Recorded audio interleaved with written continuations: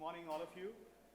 I hope you've been enjoying the session so far. I think it was a very insightful discussion.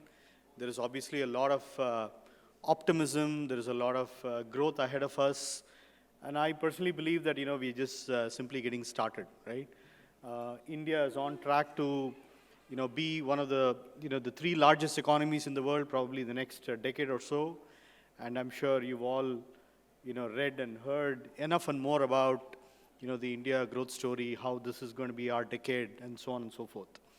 And I think, as a sort of an industry, practitioner, so to speak, I'm really passionate about e-commerce and the potential that I think, it offers in the context of this economy that I just spoke about, right?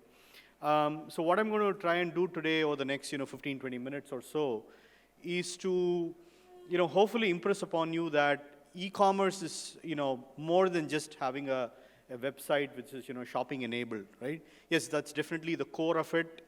The ability for you to go to a particular website, look at the products available, pick and choose, make a selection, make a payment for it and receive it. Yes, that is definitely the core. But I think today's e-commerce, of course, is rapidly evolving. It definitely is not the e-commerce that at least, somebody like me is used to when I compare, how e-commerce, started way back in the 90s, for example, right? I don't think a lot of you, all of you are young folks, I'm not sure. Maybe some of you were not even born during that age.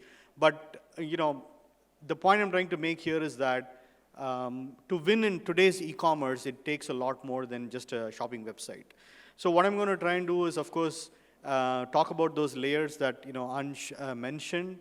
And it's not that, you have to have all of those building blocks right on day one, depending on where you are as a company, depending on your maturity, the resources that you have access to.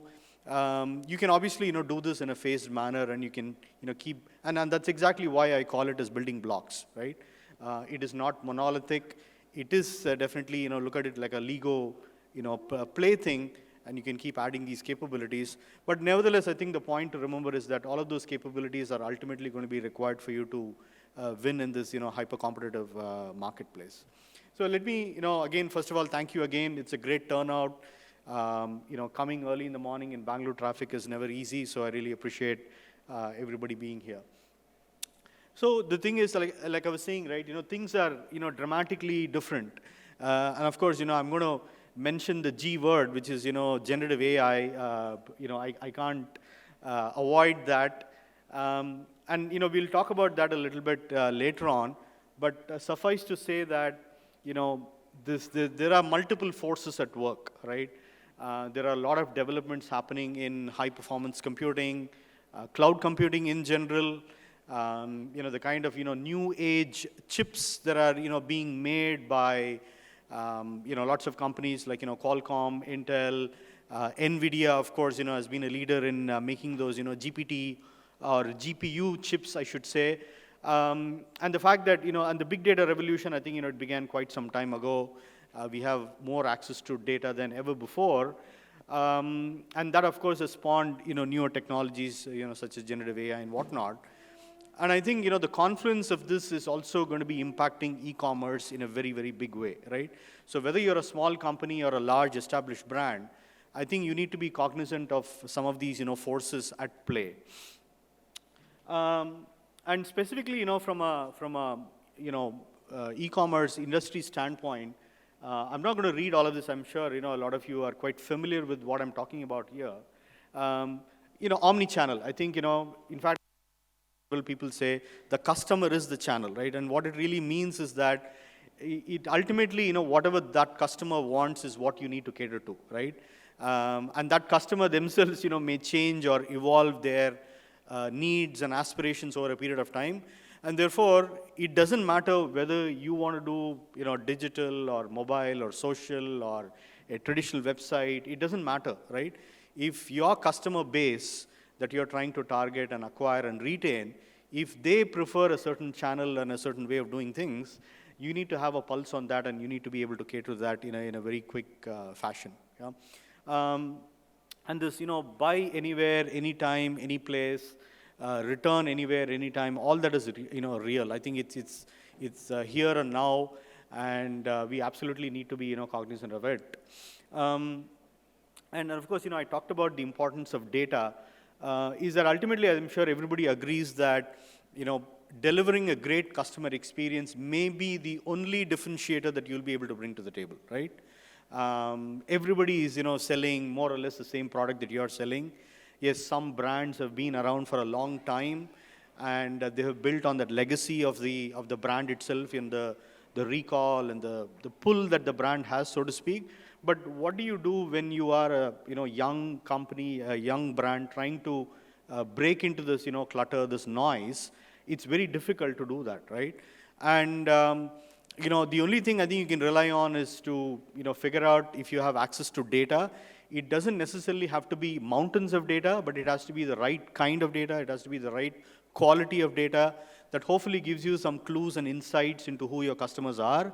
And then you need to start zeroing in on that very quickly so that you're able to make that connection and then build on that relationship that you'll hopefully be able to develop and nurture over a period of time.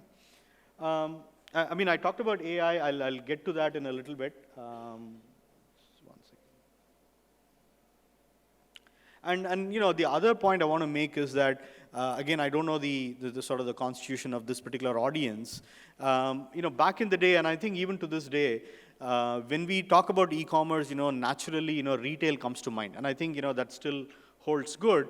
But today, e-commerce is not, limited only to the traditional retail business where, you're selling a product like a shirt or a apparel or jewelry or a watch or something of that sort, right? E-commerce is now, believe it or not, across, pretty much every industry that I can think of. Automotive, life sciences, pharma. Of course, in some cases, it may not be a direct B2C kind of a business. It could be B2B. But nevertheless, e-commerce is real in pretty much a lot of the industries that we talk about. And sometimes, we don't, logically think of them and, it doesn't come up as the top of our mind. But you'll be really surprised the amount of e-commerce that's happening in manufacturing, for example, right? So, don't think of e-commerce in a very traditional manner. There are opportunities, across the board, in many industries, which I think, again, is something that needs to be looked at closely. I think there is tremendous potential if you're an entrepreneur, trying to do something beyond retail. I think, there's great opportunities there. Now, the thing is, with respect to the challenges, right, it's always that, many companies have access to data, but not necessarily in a form that can be consumed and, you can draw insights upon it. So there's a lot of work that's going on today to actually just get the data into a single place. I'm sure you've heard of technologies such as, data cloud and so forth. And the promise here is that you'll be able to bring all of that disparate sources of data into a single repository within the organization or a single platform. You'll be able to create a golden record of that customer's profile, enrich that profile over a period of time. Every time that customer, makes an interaction with your brand, it doesn't matter where they make that interaction, right?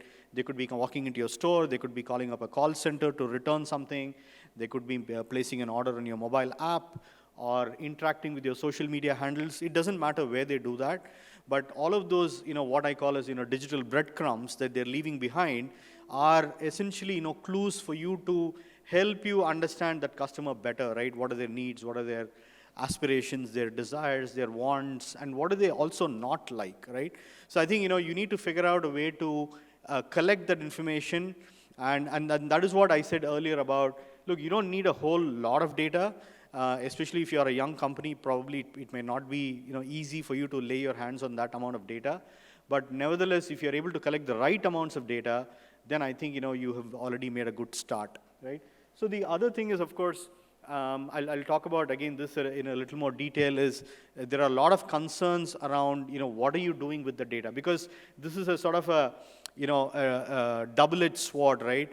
On one hand, you want a lot of data from customers to understand them better, but customers are also quite, anxious about what is going to, happen with the data that I part, right?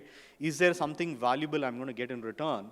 And I think the value exchange, and I think a lot of brands, both in India as well as globally, have done a good job of making sure that when they collect data, they're able to help their consumers understand why am I asking for this in the first place, right? And what am I going to do with this information that you're going to give me?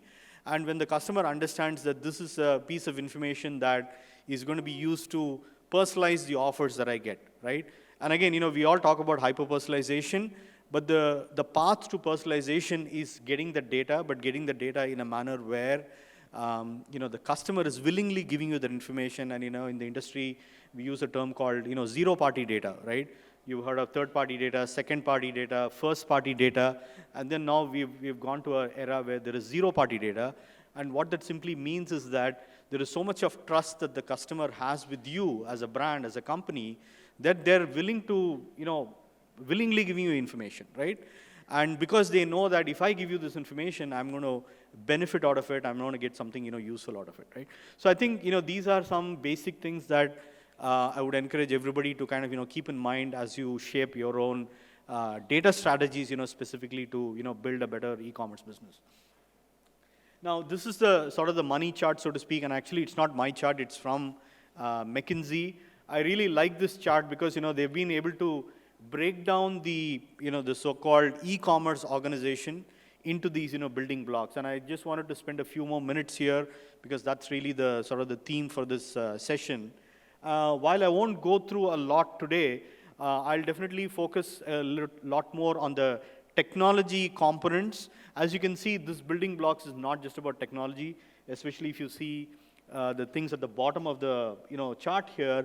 You also need to keep in mind organization structure, governance, being able to have a clear set of metrics and KPIs, because at the end of the day, you're running a business after all, and I'm sure everybody will agree that if you don't have clarity on those metrics, for example, the unit economics of what you're selling, what does it exactly cost you, right? What is the cost of that goods?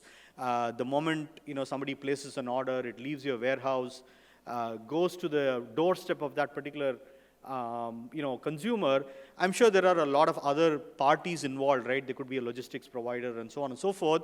But what is the total landed cost of that particular product is something that you need to have a fairly clear idea, right? I'm not saying that you should nail it even before you ship the first product, but I think you should have a fairly clear idea about what that metric looks like, and is this something that you will be able to sustain and hopefully will become a profitable business. You may not be profitable on day one, and that's completely okay.